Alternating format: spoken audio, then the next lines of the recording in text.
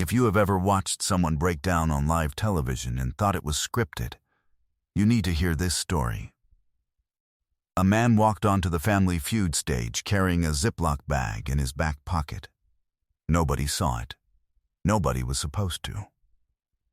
It was a sandwich bag, creased and cloudy, and inside it were 3 saltine crackers and a single packet of peanut butter from a gas station, the kind that comes free with the coffee if you ask. That was dinner, not for him.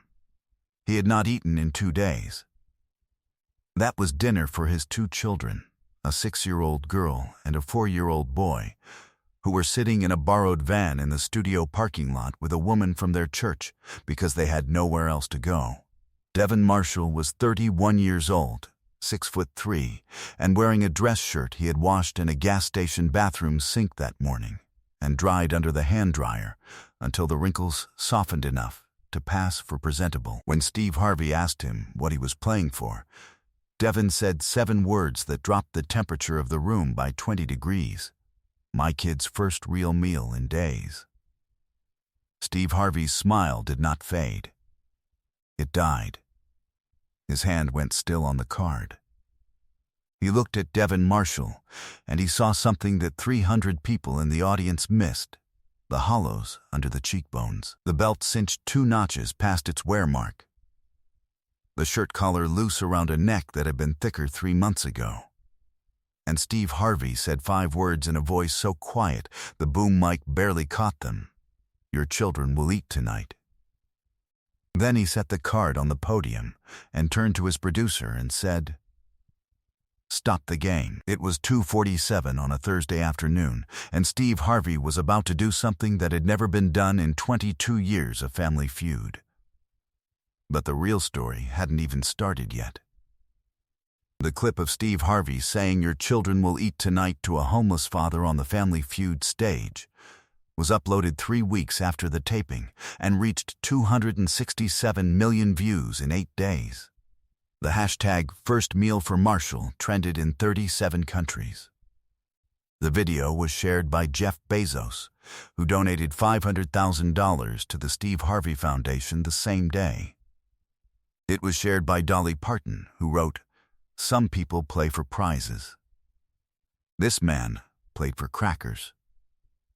Within 48 hours, over 52,000 people contacted hunger relief organizations across the country. But the 267 million people who watched that clip only saw the last 5 minutes. They did not see what came before. They did not see the parking lot or the van or the Ziploc bag or the 6-year-old girl who asked her father a question that would sit inside Steve Harvey's chest for the rest of his life. Backstage at the Atlanta Metro Studios in College Park, Georgia. Before the taping on August 22, 2019, a Thursday, Devin Marshall stood in the green room hallway outside the bathroom, splashing water on his face from a paper cup because the bathroom was occupied. His hands were shaking, not from nerves, from blood sugar. He had not eaten since Tuesday morning, when he had split a gas station hot dog with Zoe and given Elijah the bun because Elijah would only eat bread. That was 42 hours ago. His sister Janelle stood near the green room door, watching him, her arms crossed, her face tight with worry she was trying to hide.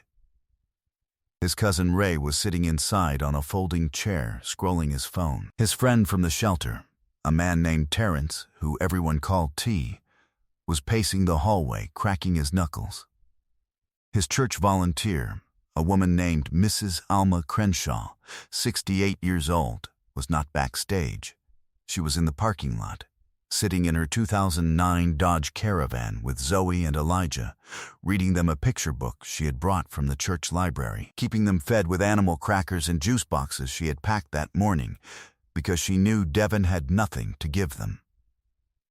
The taping was at 2:30. The opposing family, the Maldonados from San Jose, California, entered stage left, led by their mother, Carmen Maldonado, a 47-year-old elementary school cafeteria manager whose apron was practically a part of her identity. She joked during introductions that she hadn't taken it off in 20 years. Her husband Luis, her son Diego, her daughter Sofia, and her brother Hector filled out the team. Steve walked out at 2:25, made his entrance, joked about the Atlanta heat. Carmen laughed first. Devin smiled, the practiced one, the one that cost him more energy than he had to spare. Steve shook Devin's hand and paused.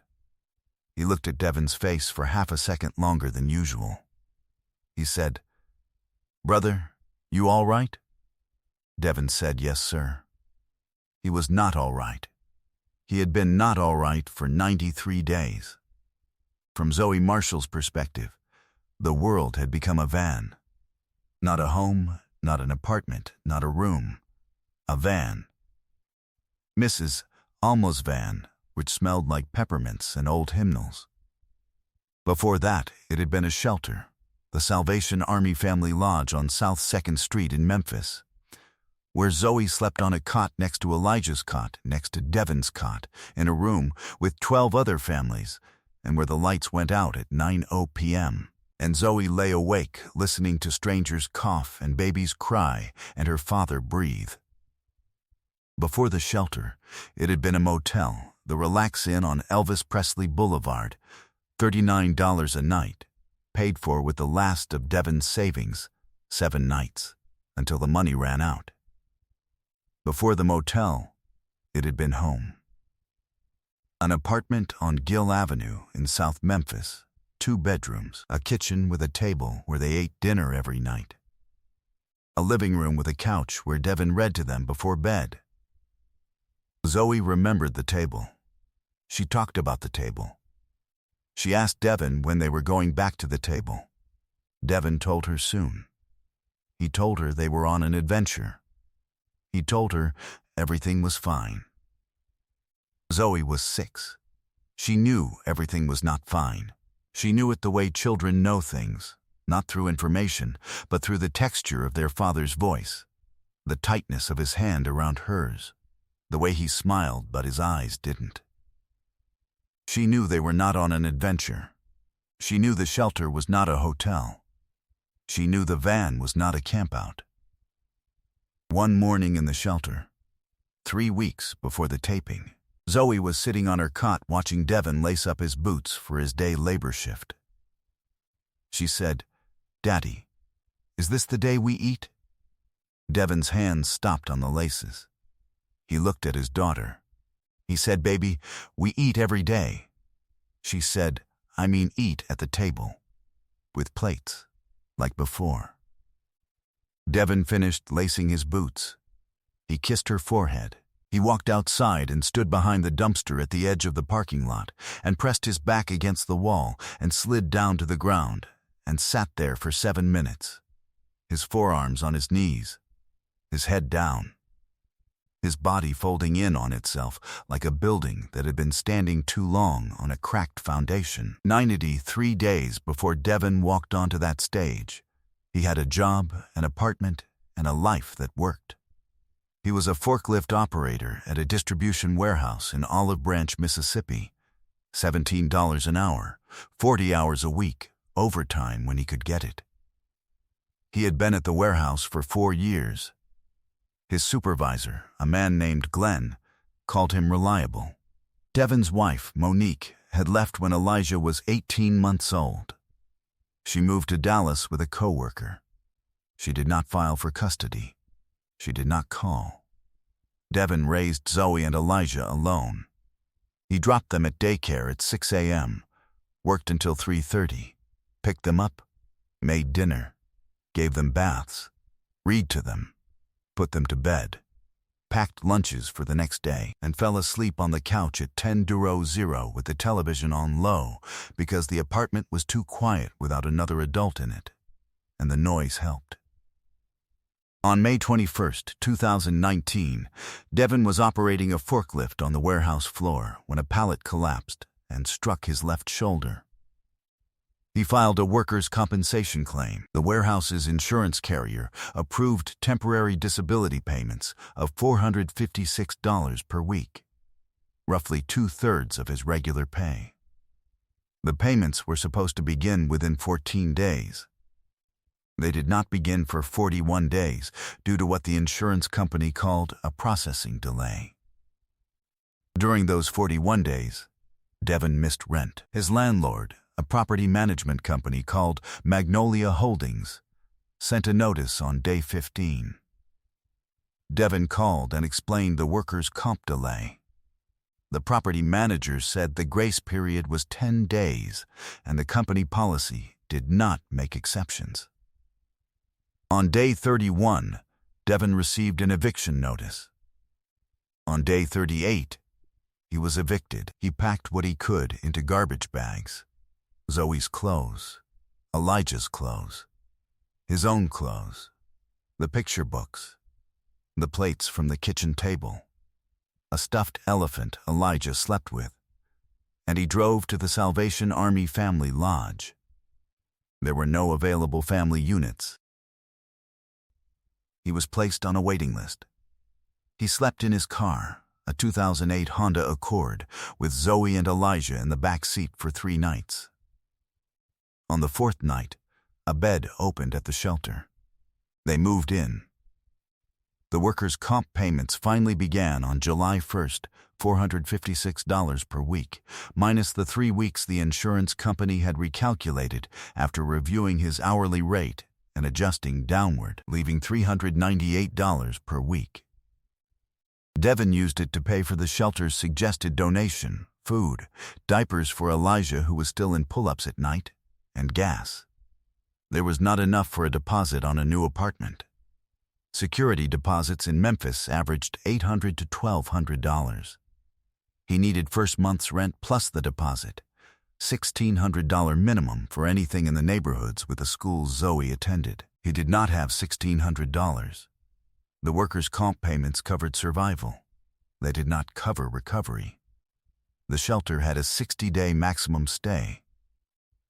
On day 58, Devin was told he had 2 days to find alternative housing.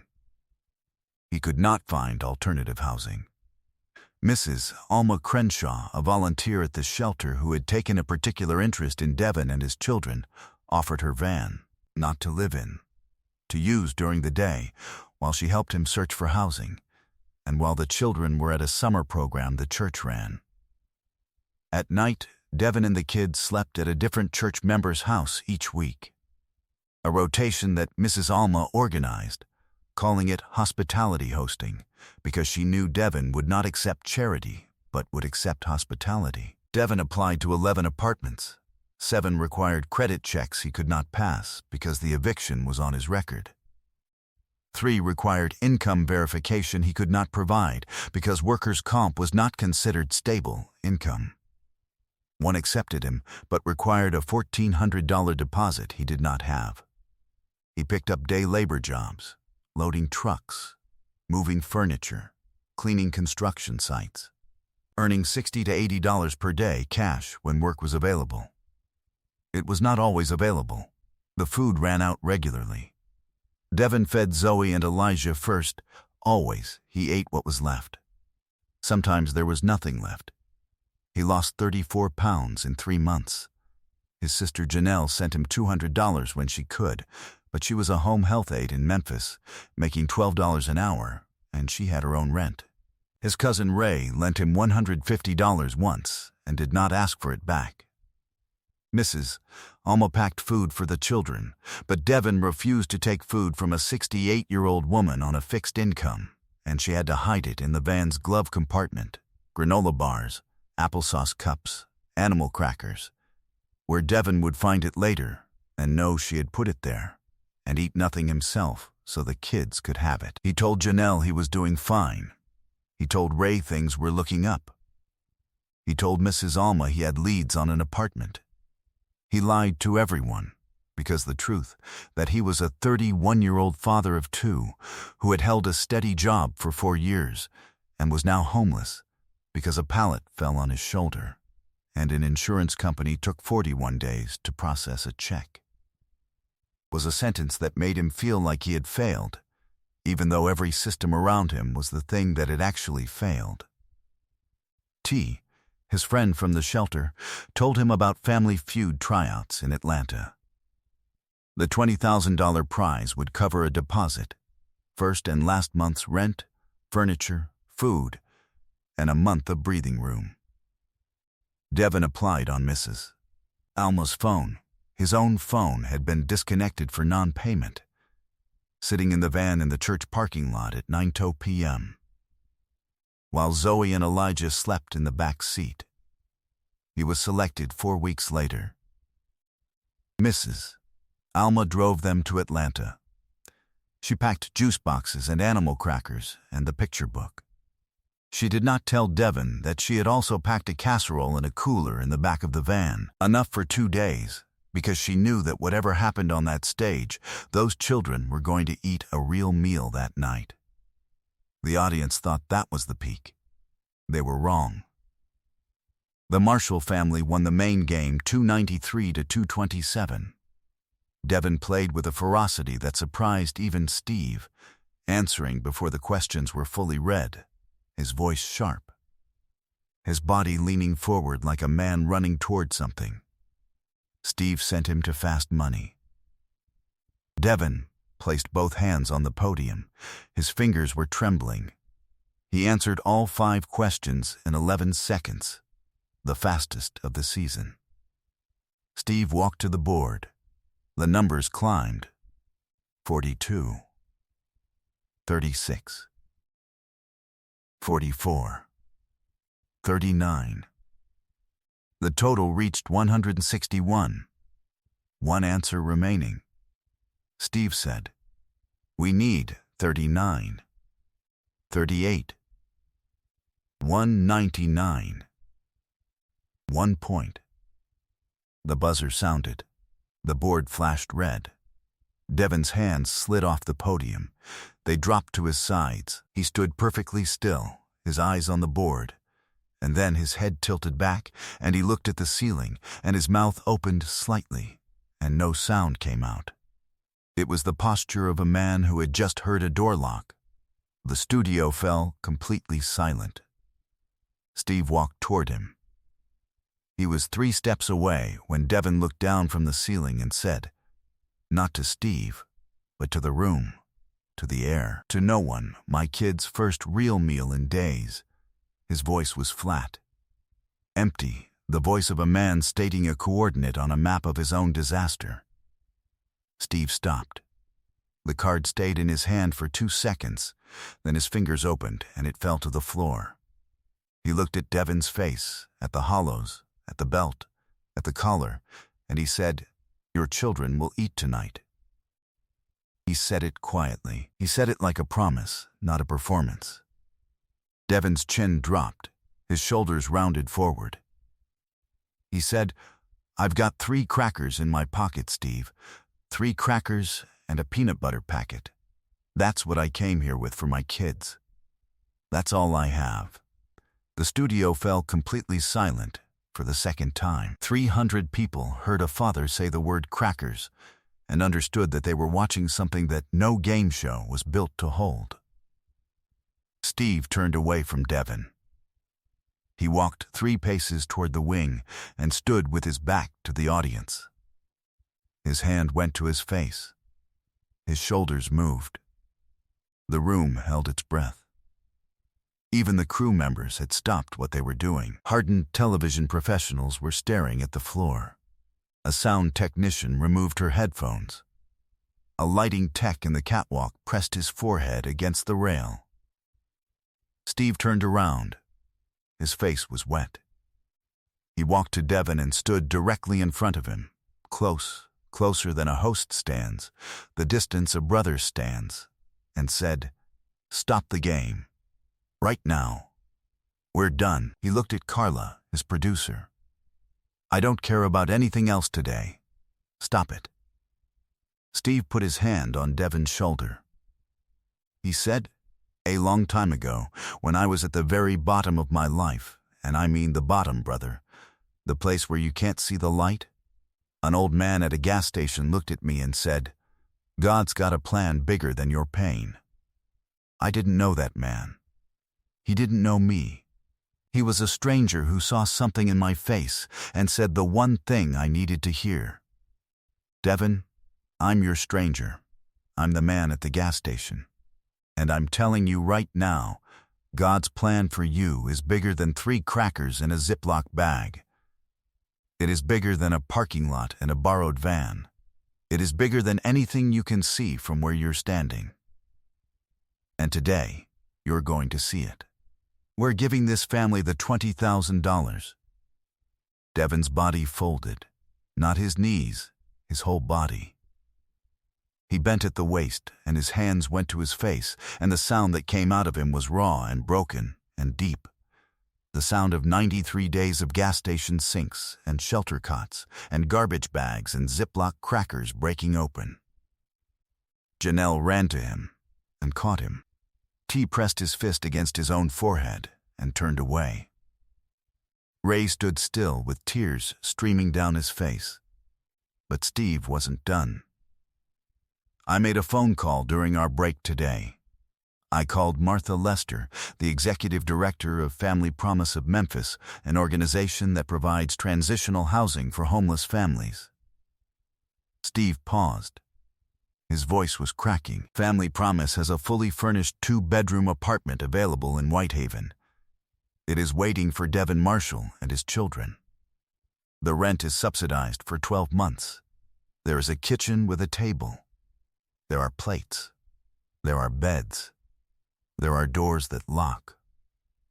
Devin, you're going home tonight. Devin dropped to his knees on the stage floor. He pressed his palms against the wood and lowered his forehead to the ground, and he stayed there. The sound that came from him was not crying. It was prayer. It was the first prayer he had said in 93 days, spoken into the floor of a television stage, and every person in that studio heard it without understanding the words, because the sound itself was the meaning. Janelle knelt beside him. T knelt beside him. The Maldonado family crossed the stage. Carmen Maldonado, the cafeteria manager who fed children every day for a living, walked to Devin and knelt on the floor next to him and placed her hand on his back and said, "Mijo, I feed kids every day. But you starved yourself so yours could eat. That's not hunger, that's love." Her husband Luis knelt beside her. Diego and Sofia stood behind their parents. Hector put his arm around Janelle. 2 families, one from Memphis and one from San Jose, one homeless and one steady, one starving and one fed, held each other on the floor of a stage that had stopped being a set and had become something closer to a kitchen table. He wasn't finished. Steve pulled out his personal phone. He dialed on speaker. The studio was silent. The phone rang once. A woman's voice answered, thin and warm and old. "Hello?" Steve said, "Mrs. Alma, this is Steve Harvey." A pause. Then, "Oh my Lord. Steve Harvey?" Steve said, "Yes, ma'am. I'm standing on my stage with Devin. He just played the bravest game I've ever seen. I need you to do something for me." Mrs. Alma said, "Anything," Steve said. "I need you to bring those babies inside. Right now. Bring them into the studio. I want them to hear what I'm about to say." The audience gasped. A production assistant ran to the parking lot. 3 minutes later, the studio doors opened, and Mrs. Alma Crenshaw walked in holding Elijah on her hip and Zoe by the hand. Zoe was wearing a yellow sundress. Elijah was clutching the stuffed elephant. They looked at the lights, at the cameras, at the hundreds of people, and then Zoe saw Devin on the stage floor and broke free from Mrs. Alma's hand and ran.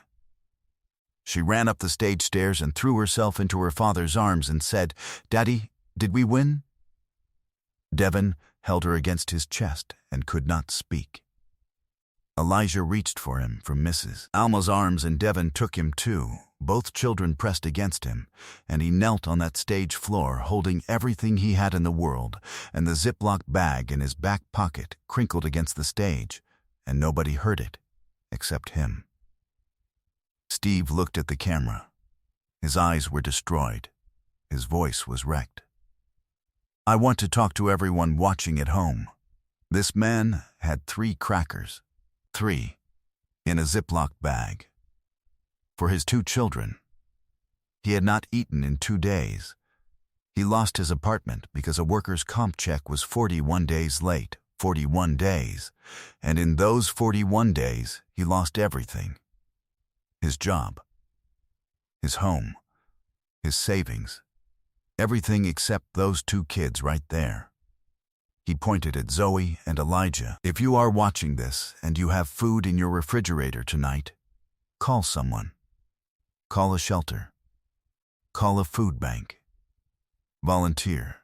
Donate.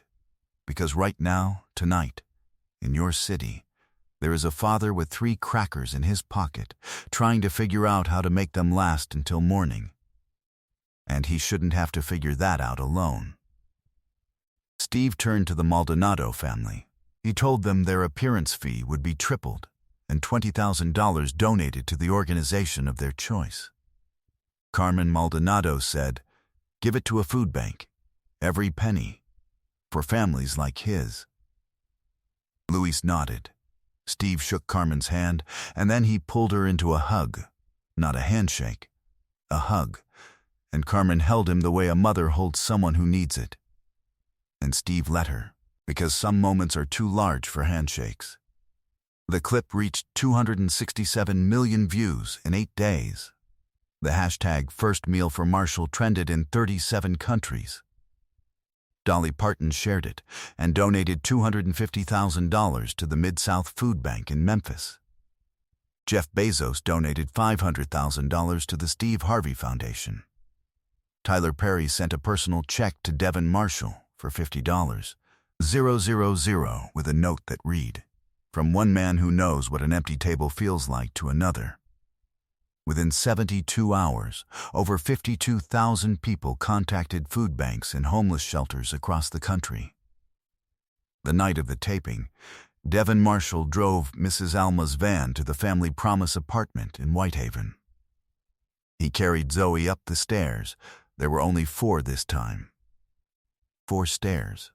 And opened the door and turned on the light. The apartment was furnished. There was a couch. There were beds with sheets. There was a bathroom with towels. And there was a kitchen with a table. A table with 4 chairs and 4 plates and 4 forks and 4 napkins that Martha Lester had set before they arrived. Zoe walked to the table and touched a plate.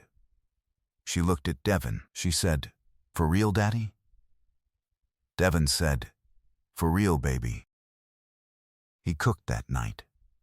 Scrambled eggs and toast. The groceries had been stocked by Family Promise volunteers. He set the plates on the table. He sat down across from his children. Elijah ate with his hands. Zoe used her fork. Devin watched them eat, and he did not eat until they were finished, because the habit was so deep it had become involuntary. And then, Janelle, who had followed them to the apartment, put a plate in front of him and said, "Eat, right now." And he ate. For the first time in 2 days, he ate at a table, with plates, with his children across from him, and the scrambled eggs were the best thing he had ever tasted in his life. 3 months after the taping, Devin's workers' comp case was settled. He received a lump sum of $34,000. He used it to secure a permanent apartment, a ground-floor 2-bedroom on Winchester Road in Memphis, and to pay 6 months of rent in advance. He bought a table, not an expensive one. A folding table from Walmart, $45, with 4 folding chairs. He set it up in the kitchen the night they moved in, and Zoe ran her hand across the surface and said, "This one's ours." 6 months after the taping, Devin was hired as a warehouse supervisor at a logistics company in Collierville. $21 an hour. Benefits, insurance.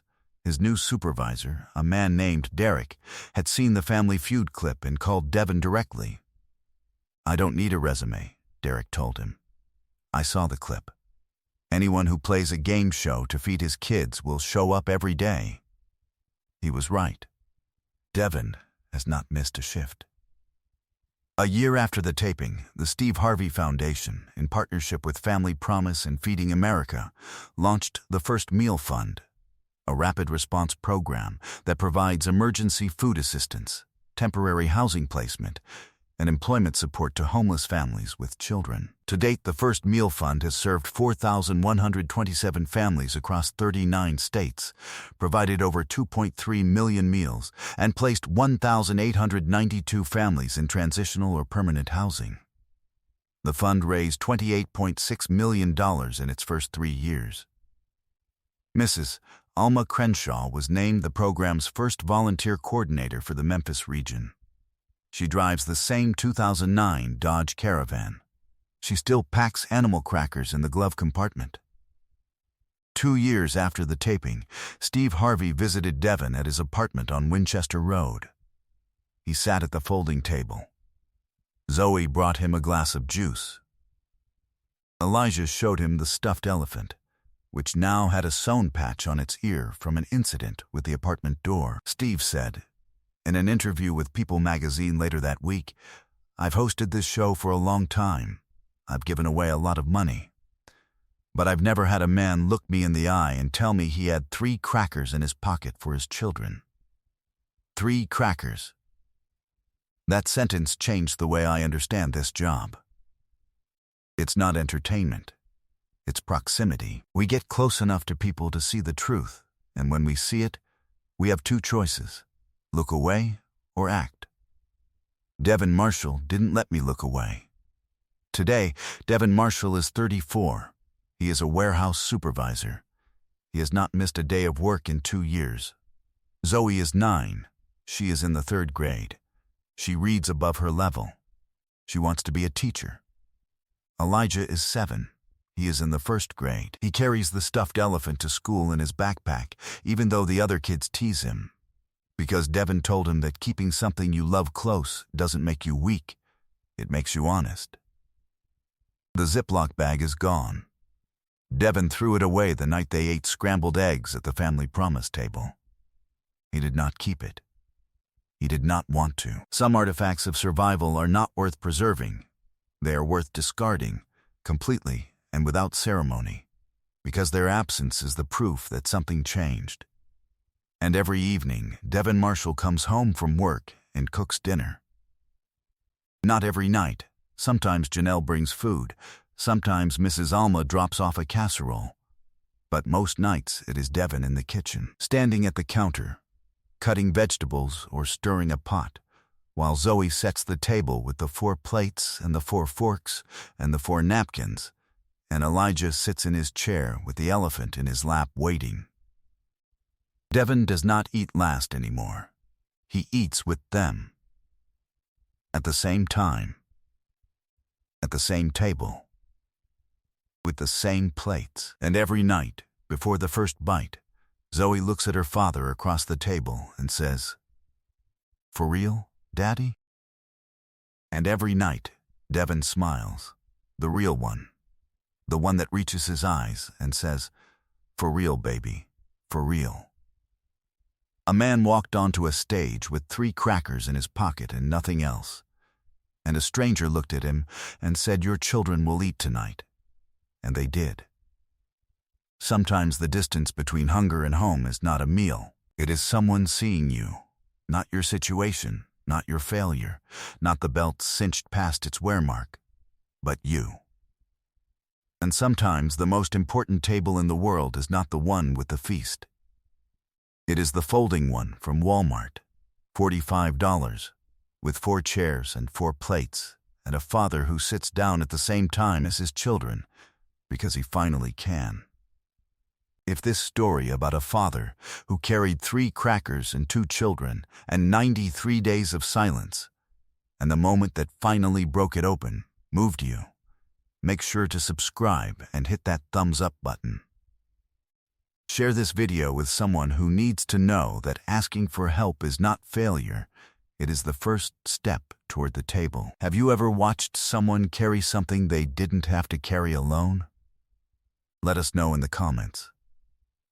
And don't forget to ring that notification bell for more moments that restore your faith in humanity.